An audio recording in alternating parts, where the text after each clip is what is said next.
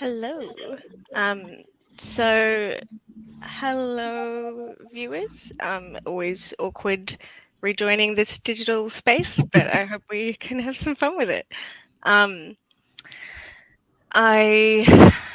am going to start by introducing myself and then going to ask everyone else in this weird little, our strange little boxes to also introduce themselves and what land they're on, and do a quick visual description for blind and low vision folks who might be joining us not tonight, but in a couple of weeks when this pre-recorded panel airs.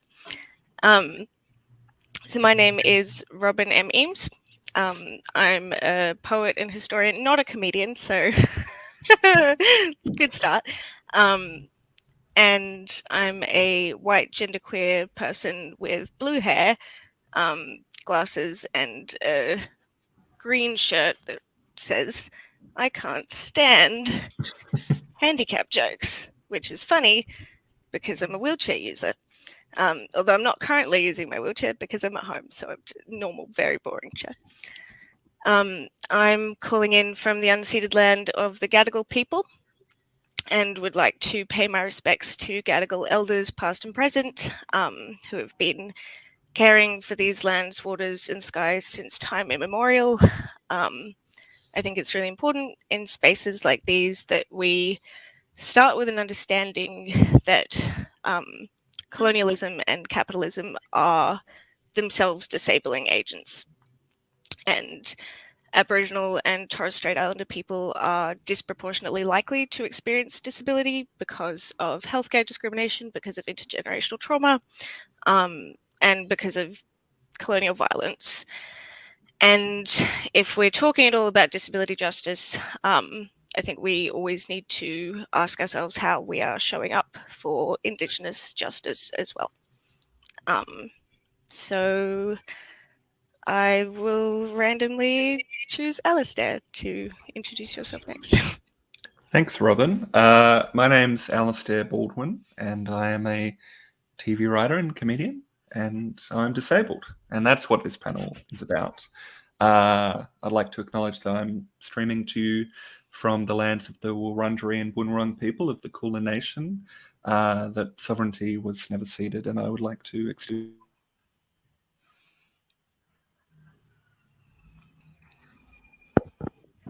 Has Alistair's audio gone out, or is that just me? Alistair, yeah, I think they're muted. You've left the chat, Alistair. Oh no, you're back. Cut out. I'm back. You can edit around this. Anyway, I'm Do you want to start again? Guy in his mid-20s wearing a maroon hat and black-rimmed glasses and a very shitty abstract print shirt that I got from an Instagram ad for me. I'll throw to the next person, Margo. Thank you. My name's Margot Beavon-Collin. I am coming in from Gadigal, the land of the Gadigal people of the Eora Nation. I am also a comedian, but have not done very much comedying, stand-up comedying for the last 2 years for reasons I'm sure everybody will understand. And so consequently, mostly doing political economy work, and work with the ACP. So I am a late 20s trans woman. I have dark red lipstick, brownie blue hair, and a pink jumper. So I guess I'll pass it over to Ganesh. Hi, as Margo mentioned, my name's Guneet Kaur. I'm Indian Australian. I'm coming from Eora country, and I'm a stand-up comedian, so that's fun. And I don't have any. I have ADHD, but I'm not sure. I feel like I'm on the privileged side of the disability spectrum with that, if that makes sense. And I've got short black hair. Yeah. Should I pass it over to Dave? Thanks, Guneet. Hi, I'm Dave. I'm coming to you from the land of the Woiwurrung on the Kulin Nation. I am a writer and performer, and a lot of my experience is in physical theatre and physical comedy and clowning. No birthday parties. Never done a birthday party in my life, thank goodness. But more just the idea and the tools of clowning to be funny. A quick visual description of myself. I have what started out at the start of lockdown as a dark curly afro, but has now descended into a mullet, which would do an AFL player proud. I have dark rimmed glasses, which make me look a little more bookish than I actually am. And I'm wearing a great jumper, which I was given on a theatre show, which is white turtleneck with a kind of marbled pattern dripping down the front. It's my favourite jumper. It's an absolute delight to be here. Okay, so I'm already regretting volunteering to chair. I did actually lose scissors, paper, rock with Alistair, which is not a bit, that's just true. I'm actually really good at paper, scissors, rock as well. I've never lost, and I didn't mention it to them when I was facing off. Why did I suggest it then? Yeah. Should have raced you, then I would have won. I know. I tried to get a panel about paper, scissors, rock going, but they were like, no, you have to do the disabled one instead. And I'm like, fine. Always Okay. typecast. Cool. So we spoke a bit before we started about what we want to cover, but I think I'm going to not be a tyrannical chair and just kind of let the conversation go where it wills. But I believe, I can't remember who said this, but the notes that I have here are chatting about what the point of comedy is, particularly from the perspectives of marginalized communities, and whether or not resistance should be a goal. And I'm not going to let anyone else talk because I have thoughts on that first. So maybe tyrannical chair after all. Tyrannical wheelchair user. I was waiting for that. I didn't even make a good joke. I should have continued to wait. But I was saying earlier in a conversation that you poor viewers can only wish you were there for because it was so great. That I actually don't really think comedy is a useful tool of resistance. I think it's an excellent tool for the things around resistance. I think it's a great tool of connection, and I think it's a great tool of solace, and I think it's fantastic as a coping mechanism. Which there's something about jokes about death that just like are better when disabled people make them. Like, you know, when you make a joke and everyone goes, "Oh, that it's a good joke." But yeah, I'm fascinated by the idea of comedy as something that is not just for fun, but something that actually does something positive in our communities. And sometimes the positive thing is just fun and having a break and letting us cope with the apocalyptic shit going. By the way, Alistair and Dave, are you okay? The earthquake this morning? Not this morning, a couple of weeks ago, but yeah, you're really breaking the illusion that this is streamed live, Robin. I was okay. I assumed that it was construction workers next door. Usually, I imagine they would be out protesting, but no. I thought they were doing construction work, but then you get on Twitter and everyone is saying the exact same thing. Yeah, I have survived the great Melbourne earthquake of 2021. Yeah, I currently have a mouse problem in my house. So when the cupboard started shaking from side to side, I thought, oh my God, it's the mice plague. But no, it was just everybody's suburb shaking. there was sorry, Margo here. There was a delightful thing that I saw a close friend of mine and Robin's, I believe, posting on social media that her particular disability usually comes is preceded by like a loud roaring sound And sort shakes. of in their ears, and then rapid shaking. And they were in like a few social media groups with people with the same condition, and all of whom were just like, "Isn't it weird that we all had an episode on the same day?" At the exact same time. Bizarre. I know. Abled people love an earthquake because it gives them the sense of community that disabled people have with each other. They're like, oh my God, something's actually Pulling affecting together me. in crisis. Yeah.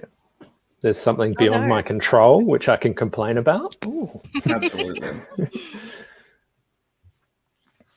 Can I, on your note about the point of comedy, I find it interesting because I think it's very like there is this expectation that like any marginalized person doing comedy, it is like there is this expectation that it is an act of resistance. But I think maybe I agree that, it's often more about solace or just like disabled people want to have this career path. And I think being left out of this industry, that is something that should be politicized, and like trying to get more disabled people into positions of power within the comedy industry.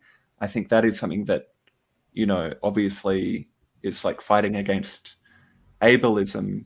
So I think there's this, people are projecting that that politicization onto the work itself rather than the structural things which would allow a disabled person to either be in a comedy club or not be in a comedy club. But I think actually like comedian to comedian, I know so many disabled comedians who are like not apolitical, but like they certainly aren't like trying to carry this torch of like with the community on their shoulders with the comedy that they're trying to do. And I think it's interesting. It's an onus that comedians who aren't marginalized don't have to face this idea that, not only should you have fought all these battles to get into the room, but your work itself also needs to be like breaking barriers. I think as well, people are so used to the idea that disabled people are there to teach abled people something, to inspire them or make them go, wow. Or like Alistair, you would be familiar with the term of narrative prosthesis. But the sense that we can't just exist and pursue work and interests outside of that being relevant to the fact that we are disabled, and that always implicating other disabled people. And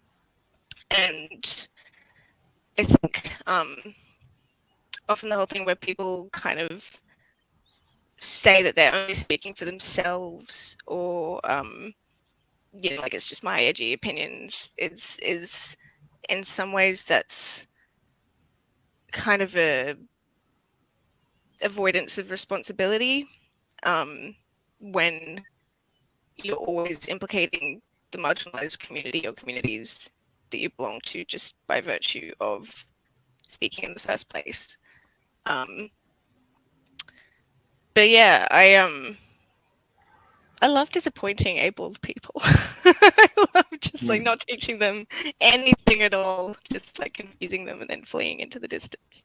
But I'm probably not an example to follow, but that's the lesson. So yeah, like the point. I believe that was from the email that I sent to everyone about the point of comedy and resistance in that. I think on the point of like politics and comedy, I think it's kind of unavoidable that comedy is going to be a political act. It doesn't matter who you are; it's always going to be political, because the whole you know, especially stand-up by its very nature is, you know, somebody getting up on a stage and saying things that they think. And you can even specifically choose things that aren't political to talk about, and in choosing those supposedly apolitical things is itself making a political statement. And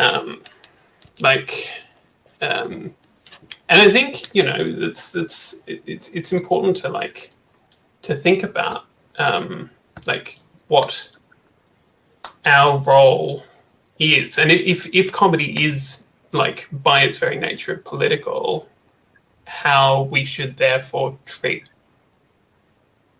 the job of comedy or the role of doing comedy, not to commodify or reify comedy as a profession, but, you know. It was kind of the question that I wanted to put out.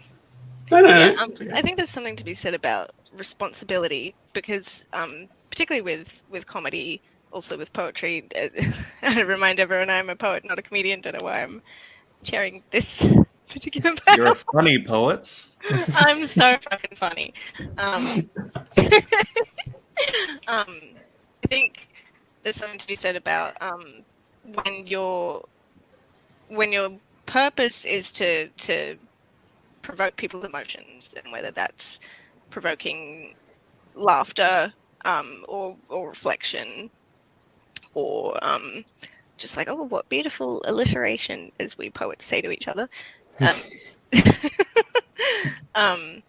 That's something that I think you can't just not think about what the effect of that is and what the outcome is.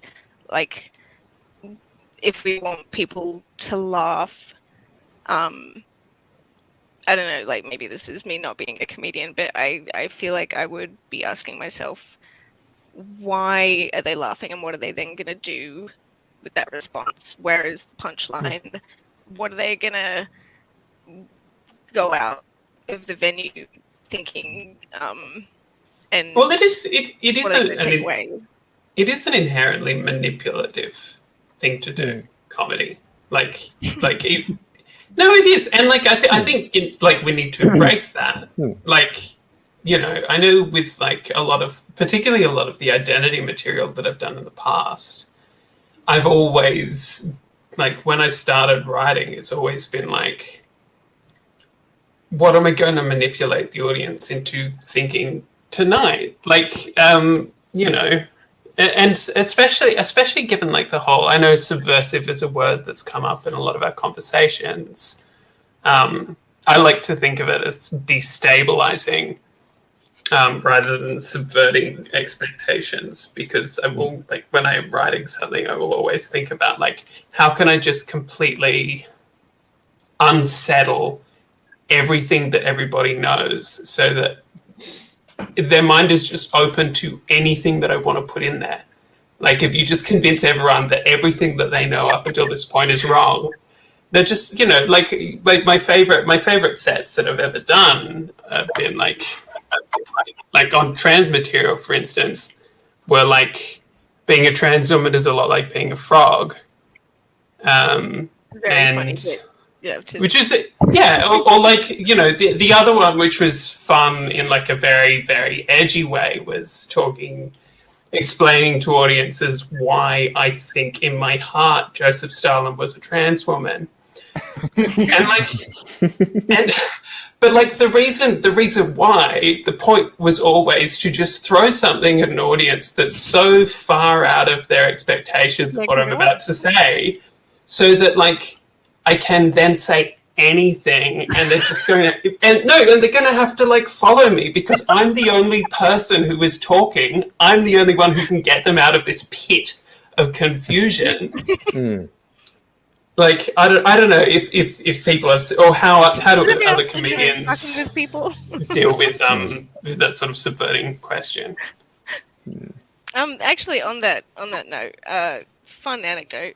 I have a poem that is unpublished that I read a little while ago at, I think, the only in-person poetry event of the last 2 years, and it's a poem that I wrote in the voice of an abled person, and I have a preamble that's just like, I just find able people so inspiring, you know, like their curiosity about everything and their just total lack of connection to anything. And I just love that, as you said, that feeling of destabilization. And when you get like the nervous giggles and when people aren't sure if they're allowed to laugh or not, I love that moment, because you know that they're actually confronting something.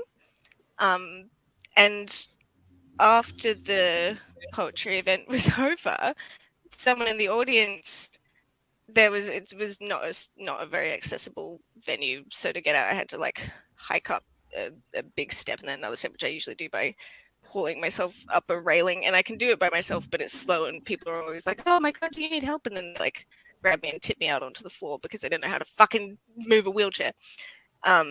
But this time someone was like, oh, I would offer to help, but you read that poem all about how you don't want help, which was not the point of the poem, but the point of the story is that he didn't grab my wheelchair without asking, which was an improvement. Small so steps. poetry can do something. Yeah, I think also, Dave, oh, sorry. I was about to be like, what are your thoughts? And then I was interrupting your thoughts. Go right ahead. Oh, no, that's okay.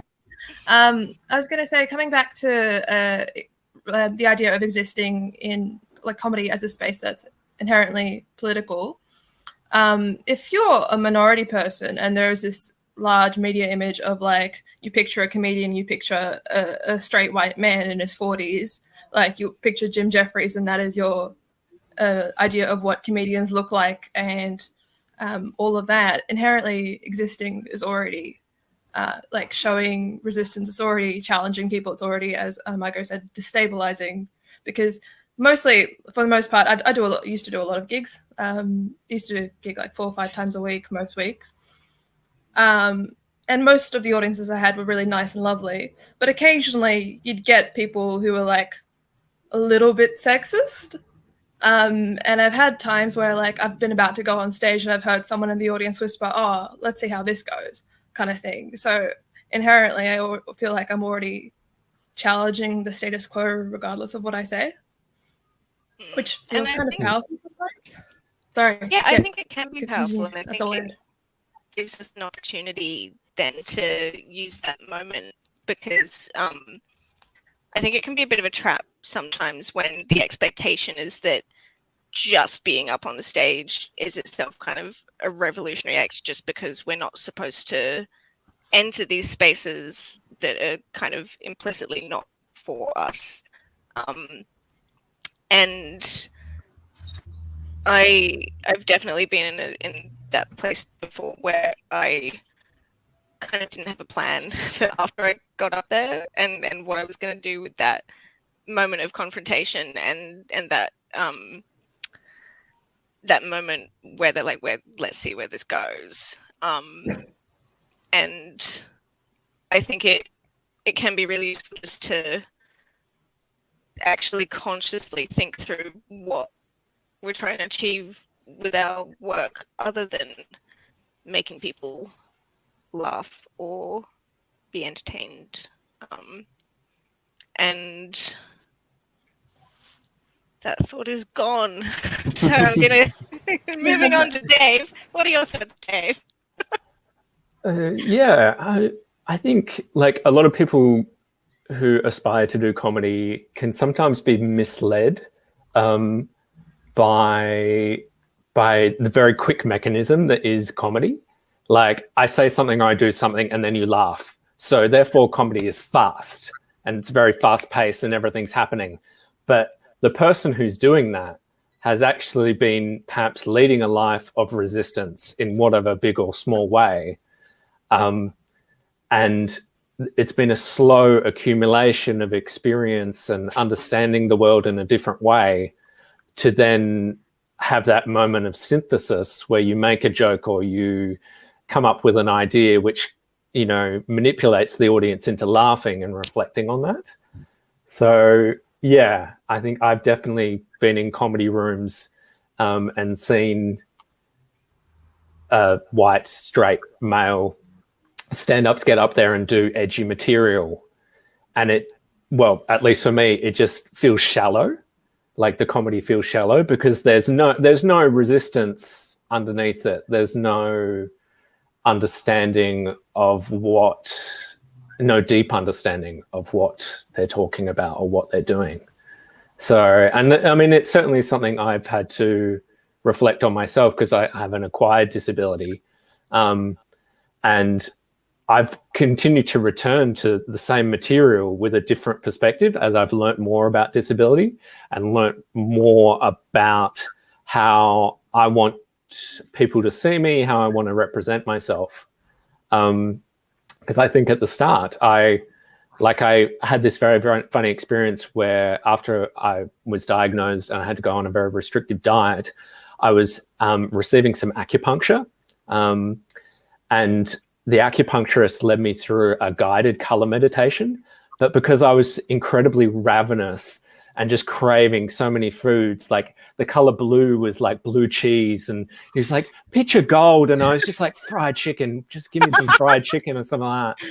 So, and I kind of did that in more of a theater show, and kind of then kind of manipulated it into a guided meditation for the audience, which then I wanted them to be inspired and I wanted them to cry, and I was successful. But as I've gone on a bit further, now I'm like, I don't think I really want to do that anymore. I don't want to inspire in that way. And like that bit has since like kind of morphed into like more of a physical comedy bit where we're dressed as Buddhist monks and there's like singing bells, and like I'm just obsessed like a Buddhist monk leading a meditation, but he's obsessed with milk and things like that. So, which is also like another thing, like I meditate a lot. So I feel like I come from not a shallow understanding, but there's insight to another world, not just a kind of reflexive quip, if you will. I think that as well is what so many disabled people bring, is that insight into other worlds, because we're kind of forced into this parallel existence in a lot of ways. And I actually I feel very similarly about the changing understanding over time. My disability is degenerative, and I've been using a wheelchair for about 5 years.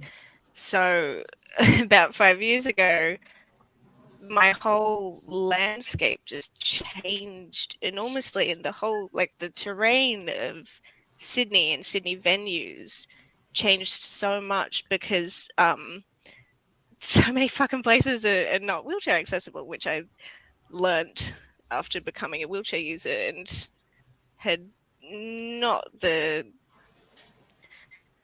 think there's just no way you can really truly understand how deep it goes if you haven't experienced all of the goods and services, elevators and back entrances, and no, sorry, we're heritage listed, which is not actually how the law works. But I think it's really important to keep reflecting and keep adapting, because it can be really easy to just sort of say, well, I got into the room, that's it, I'm done. And I think as well, because people are so sort of primed to assume that everything we do is inspiring, and the number of times people have come up to me just at like parties and shit to be like, oh my god, you're so brave, you're so inspiring. And I always feel a bit of a dilemma when that happens after I'm on a panel reading poetry, because I'm like, well, what am I inspiring you to do? Am I radicalizing you, or am I just making you feel good about yourself? And then you're not going to take anything away from that, or change anything, or join any kind of struggle.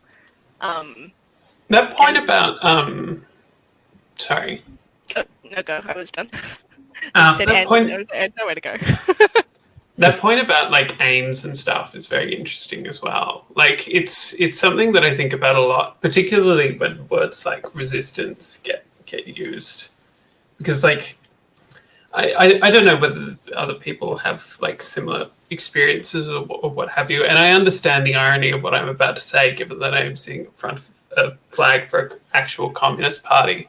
But like, I do think that resistance gets fetishized a little bit, and like particularly because I think like resistance, like the very nature of the word resistance is kind of reactionary. If that is the only thing that you're doing, it's just like, we need to stop something from happening. We're like the bulwark against something that is encroaching, and it stops becoming about something positive, something that you're actually doing and bringing into the world. And like, I don't know, like I think not what we're against, but what we're for and what we want to be. Yeah, and like, and I think like especially when you're a marginalized, like a part of a marginalized community, and you're doing something like comedy, which feels very individual. I think it's very easy to kind of get stuck in your head that like you are doing a thing by yourself, and you're talking to like a group of people that like are on like another side of a wall from you, and it's like you were trying to like break down some wall that has been constructed between the two of you. And like, I've always found that comedy is like at its best when it becomes collaborative, like a collaborative endeavor between the people doing the comedy and the people who are watching it, and like actually trying to like generate something together. And maybe you manipulate them a little bit in the middle there, but like you make them think that it's their idea, right? Like it's I don't know. I would be fascinated to hear what the other stand-up comics think of that, because it is, yeah. I feel like as my job as chair is to make sure everyone has equal time to speak.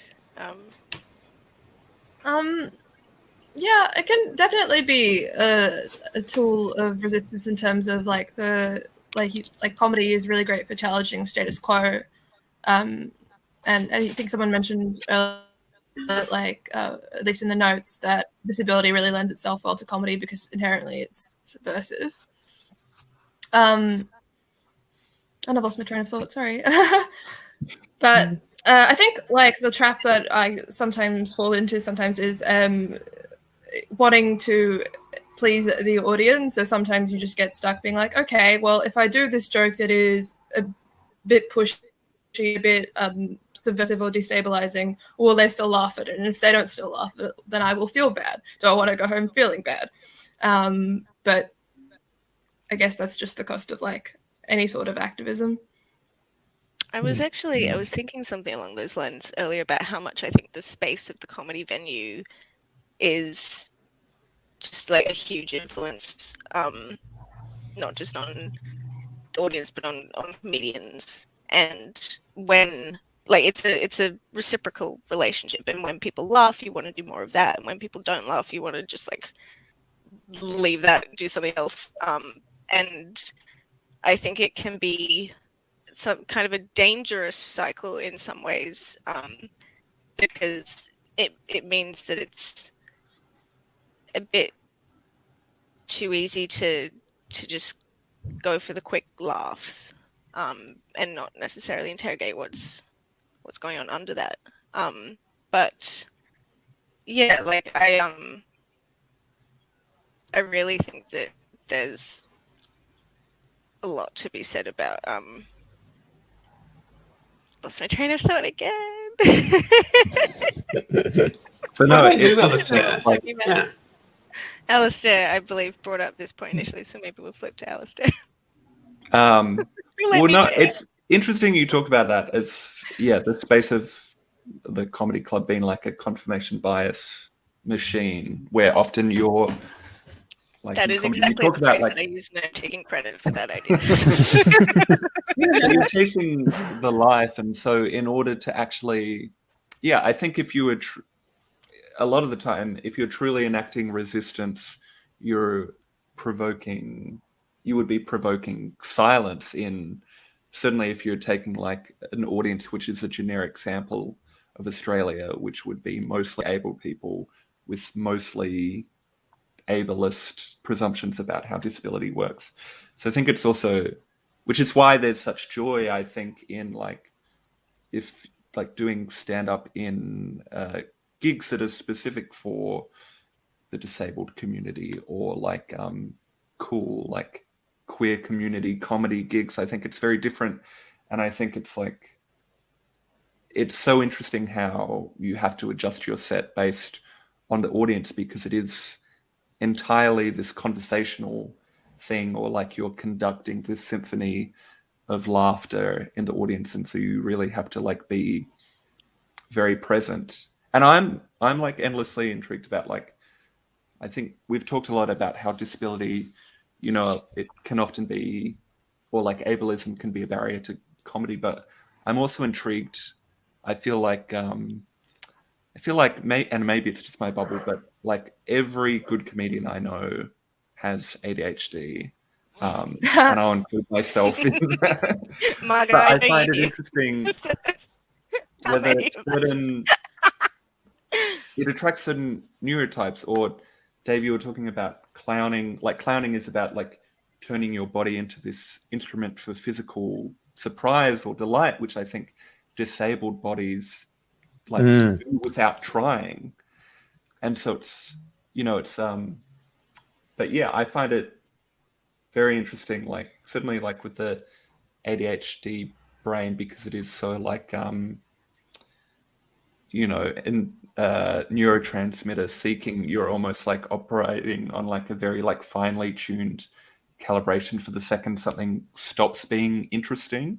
And so your baseline for being able to actually be funny is almost like in this hypercharge. I don't know if any of the many ADHD comedians From relate. the autistic ADHD overlap, but there's also the having to very closely watch people's reactions and like avert the first sign of disaster, and learning how to kind of speak in neurotypical language, and like often just kind of reacting on instinct as well, I think. There's some things you were saying there, Alistair, that I do actually want to push back on a little bit.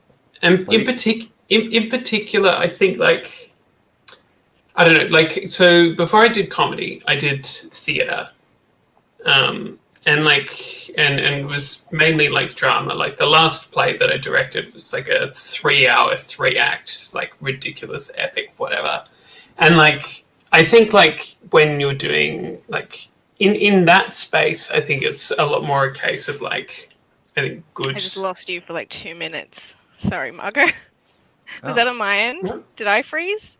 Did anybody? I could still hear. Yeah. Okay, Yeah, my might have been carry you, on, Ross. Margo. I Don't will worry. live in sad ignorance of your. But like, I feel like the reason why I switched to comedy and why I was kind of done with theatre is that I feel like it's the best parts of comedy is that like if you do comedy well, you can get almost anyone to believe almost anything. And like, and make them all have a good time doing it. Like it's not an argument. It's like it's, you know, you're Dangerous power to wield. of course it's a dangerous power to wield, but it's, and that's why like, I think that's why people get so pissed off when they see people doing really, really shitty comedy. Like people like Ricky Gervais. This is the key example. Another example from this year, this might be a little bit controversial. I'm sure there are some people in this chat who, in this panel who enjoyed it. But I think another really good example is the Bo Burnham special from earlier this year. I liked it.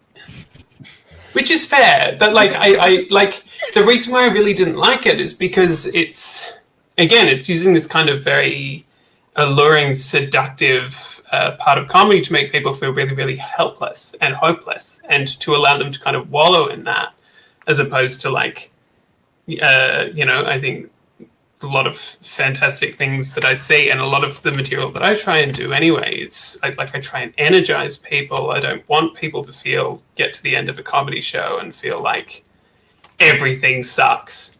And it's the same reason why I don't like doing comedy. Like, I don't like doing,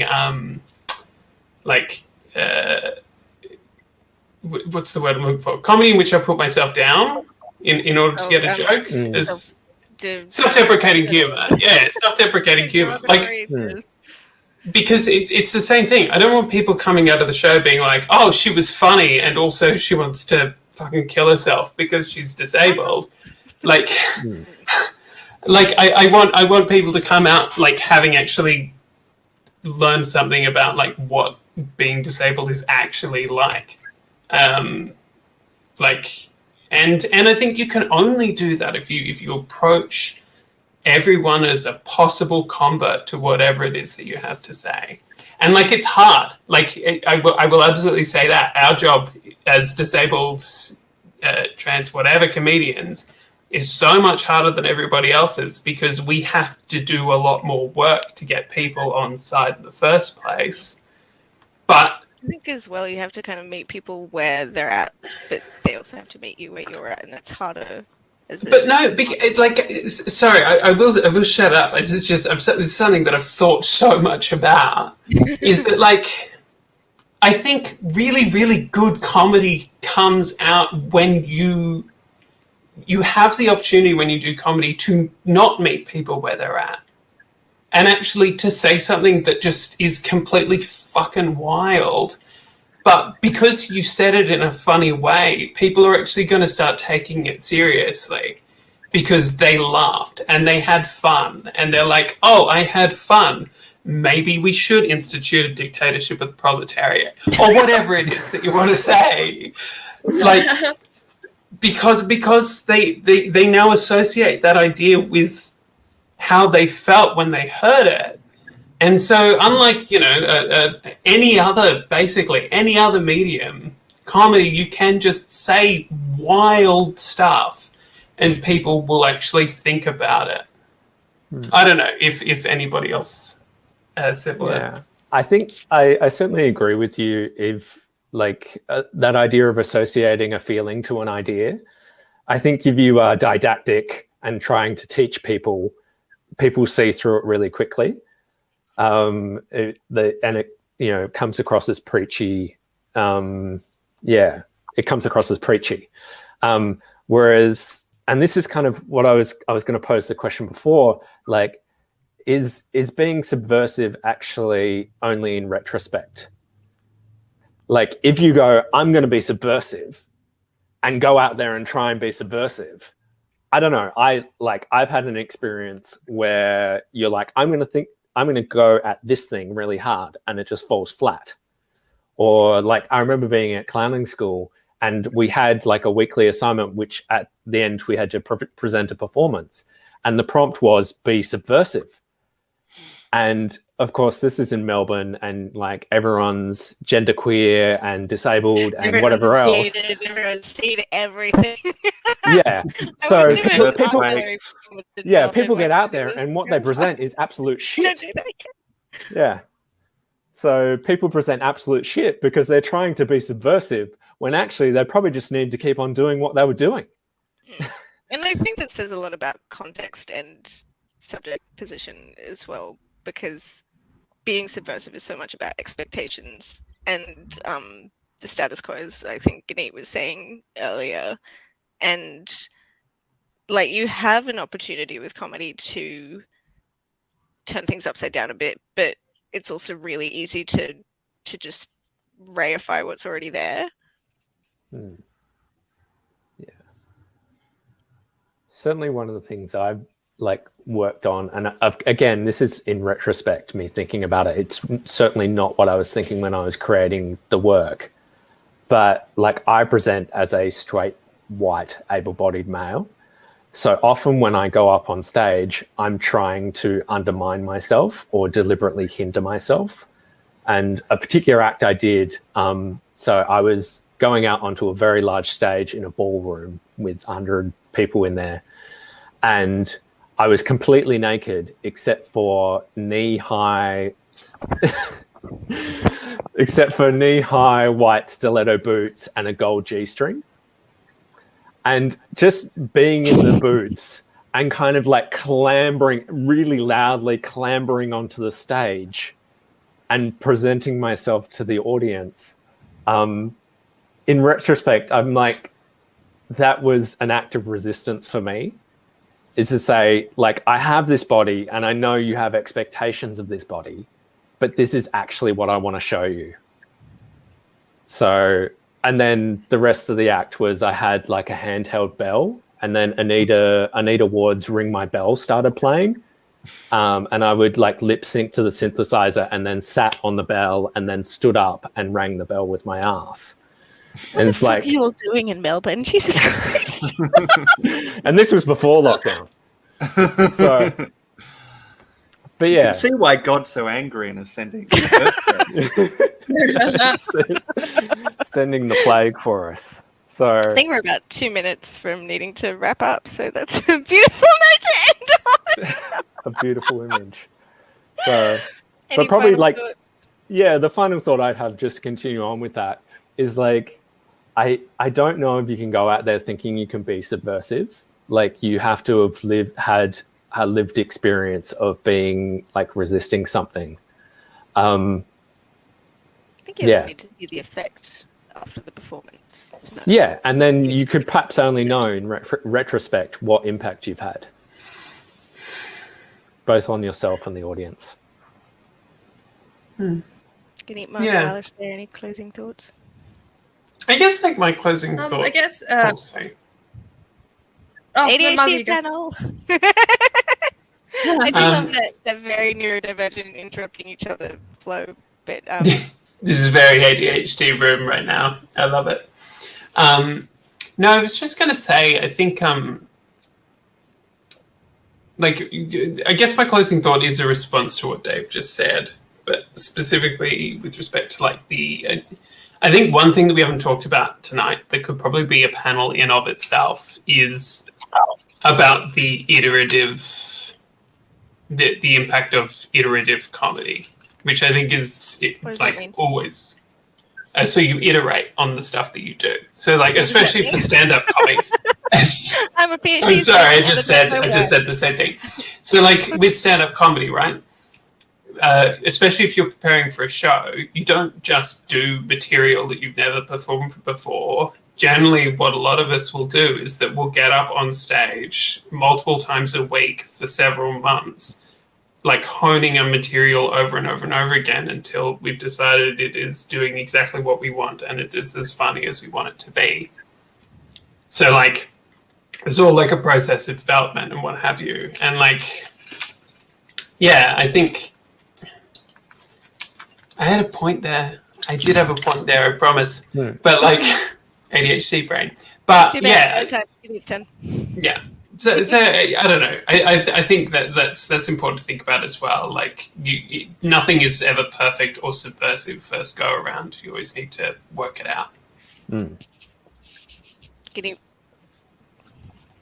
This might be me being a little bit too analytical in terms of what the term subversive means, but in my head I'm like, isn't any good joke subversive? Just because if you don't expect the punchline, then that subverts your expectations. Like, that's just like, if a robot was trying to write humor, you know, you're like, all right, premise, punchline you don't expect, that subverts your expectations, you laugh. But obviously, I think what it comes to is, and what we've been talking about is in terms of resistance, the premise of the joke, like, what are you actually trying to say underneath the joke? What is your main point? If it wasn't funny, what are you actually saying? And if you can say something that's like meaningful and also subversive in the humor sense, then great. Got a good joke.